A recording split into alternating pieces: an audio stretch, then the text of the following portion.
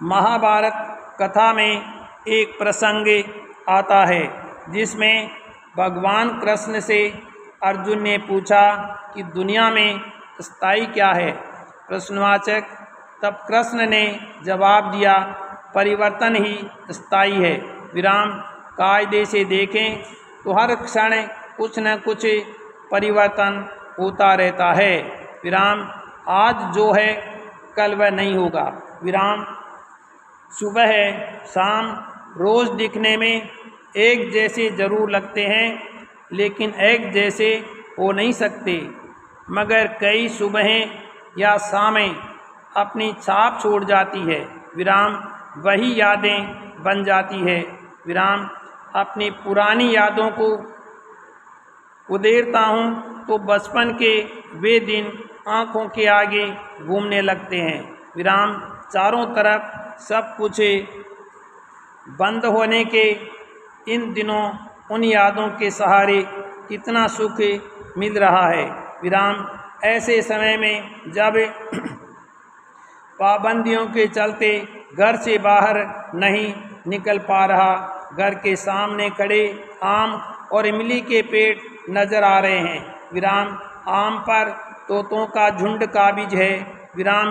गिलहरी अपनी आकर्षक अदा में छोटे छोटे हाथों से कच्चे अमरूद को कुतर कुतर कर खा रही है। विराम। ठीक आम इंसान की तरह। विराम। मुझे अपने बचपन की याद आते हैं। विराम। हम उम्र बच्चों के साथ राह चलते मैं किस तरह इमली तोड़ा करता था। विराम। पैराग्राफ। कुछ दिन पहले इधर बच्चे क्रिकेट का बल्ला और गेंद लिए मैदान में जा रहे थे। विराम। सार्वजनिक मैदान था। विराम। कुछ बच्चे फुटबॉल लिए हुए थे तो कुछ के हाथ में बैडमिंटन खेलने के रैकेट थे। विराम। आम और इमली से सरोकार होते हुए भी उन्हें सरोकार नहीं दिख रहे थे। विराम। तेज गति से चलती हवा में कैरियां पटापट गिर रही थी, पर उन्हें देखकर भी वे अनदेखा कर रहे थे। विराम। गिरी पड़ी इमलियों पर एक नज़र डालते हुए बालमन तो कहता होगा कि एक दो उठा लें, एक आध पत्थर फेंका जाए, पर इधर उधर देखते हुए वे आगे बढ़ जाते थे। विराम। मैं उन्हें देख रहा था छज्जे से। विराम। मन करता है कि नीचे जाकर कैरी और इमली बीन लाऊं। विराम। पर उम्र और इससे उपजी झिझक आड़े आ जाती है। विराम। सोचता हूँ कि मुझे इमली और कैरियाँ बीनते देखकर लोग क्या सोचेंगे। पैराग्राफ। उन्हीं बच्चों में अपनी कल्पना करने लगा। विराम। उसे वक्त गांव में एक बाल मंदिर था। विराम। वहाँ खेल का एक बड़ा मैदान भी था। विराम। बड़ी उम्र के नौजवान वहाँ वॉलीबॉल खेला करते थे और हम बच्चे लोग एक तरफ खड़े खड़े उन्हें टुकुर टुकुरे ताका करते थे। विराम। पर उस उम्र के हमारे खेल अलग थे। विराम। जैसे कि सितोलिया। विराम। इसमें रबर की एक गेंद से काम चल जाता था, जिसे आपस में चंदा कर खरीद लाते थे और 7 समतल पत्थर के टुकड़ों को एक के ऊपर रख कर खेल शुरू करते थे। विराम। दूसरा खेल था आइस पाइस, जिसे लुक्का छिपी कह सकते हैं। विराम।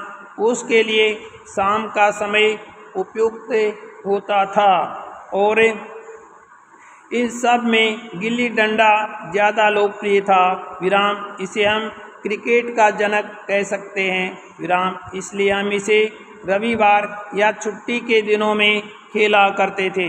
विराम। पैराग्राफ। जब मेरी उम्र 15-16 वर्ष की हुई तब मैं गुलाम डंडे के खेल में शामिल होने लगा था। विराम। इसमें बच्चों की टोली में से एक को दाम या चांस देना होता था। विराम।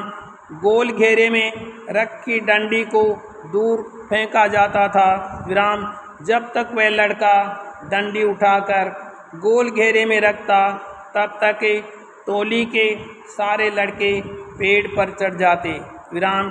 फिर वह जिस पर दाम होता था पेड़ पर चढ़े लड़कों को छूने की कोशिश करता फिरता। विराम। इस दौरान अगर कोई पेड़ से कूदकर डंडी छू लेता तो उसे दोबारा दाम देना पड़ता। विराम। इस खेल में ताकत, दृढ़ता, फुर्ती, बंदर जैसी कूद फांद और जोखिम होता था। विराम। पैराग्राफ। जब उच्च विद्यालय में पहुंचा तो साइकिल चलाने का भूत सवार हुआ। विराम। दादा की साइकिल थी। विराम। उसे चलाना कठिन काम था। विराम। संतुलन बनाने के लिए एक हाथ से हैंडल और दूसरे हाथ से सीट को पकड़ना जरूरी होता था। विराम। इसके बाद फ्रेम से होते हुए दूसरे पैडल तक पैर पहुंचाना होता था। विराम। इसे कैंची कहते थे। विराम। ये अवस्था कैंची जैसी मुद्रा होती थी। विराम। कह सकते हैं कि वह एक कठिन स्टंट की तरह था। विराम। ठीक से साइकिल चलाने के लिए अनगिनत बार गिरा होऊंगा। विराम। मगर वह उपलब्धि एक अलौकिक अनुभव था। विराम। फिर भी साइकिल के नियंत्रण में काफ़ी वक्त लगा। विराम। पैराग्राफ। याद आता है कि तैराकी सीखने के लिए डालडा के खाली डिब्बे को पीठ पर बांधकर नदी में तैरने का आनंद कैसे उठाता था। विराम। आज के बच्चे तैराकी सीखने स्विमिंग पूल जाते हैं। विराम। मेरा बेटा भी। विराम।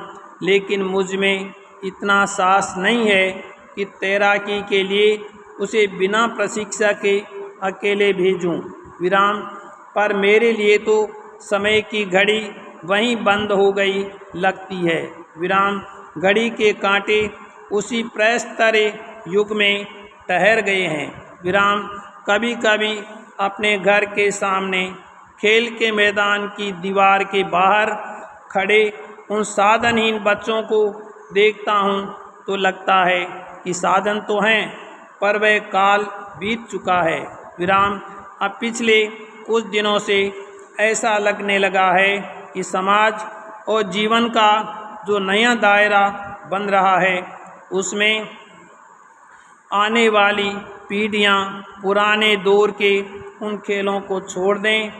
आज के वैसे खेल नहीं खेल सकेंगी जिसमें बच्चे समूह में खेलते हैं। विराम। इसी तारतम्य में मुझे पुराना गाना याद आता है, कोई लौटा दे मेरे बीते हुए दिन। विराम। पैराग्राफ। आज दुनिया में भौतिक संपदा के साथ साथ मानव अस्तित्व को भी बचाना आवश्यक हो गया है। विराम। इसलिए आदमी के विनाशकारी विचारों को बदलना और उस पर नियंत्रण रखना बहुत ज़रूरी है। विराम। बुद्ध ने मानवीय प्रवृत्तियों का विश्लेषण करते हुए कहा था कि मनुष्य का नहीं सभी कर्मों का नियंता है। विराम। अतः मानव की गलत प्रवृत्तियों को नियंत्रित करने के लिए उसके मन में सद्विचारों का प्रवाह कर उसे सद्मार्ग पर ले जाना आवश्यक है। विराम। उन्होंने ये सद्मार्ग बौद्ध धर्म के रूप में दिया था। विराम। आपसी शत्रुता के बारे में बुद्ध ने कहा था कि वैर से वैर शांत नहीं होता। विराम। ये सूत्र हमेशा से सार्थक रहा है। विराम। डॉक्टर भीमराव अंबेडकर ने कहा भी था कि हिंसा द्वारा प्राप्त की गई जीव स्थायी नहीं होती क्योंकि उसे प्रतिहिंसा द्वारा हमेशा पलटे जाने का डर रहता है। विराम। अतः वैर को जन्म देने वाले कारकों को बुद्ध ने पहचान कर उनको दूर करने का मार्ग बहुत पहले ही प्रशस्त कर दिया था। विराम।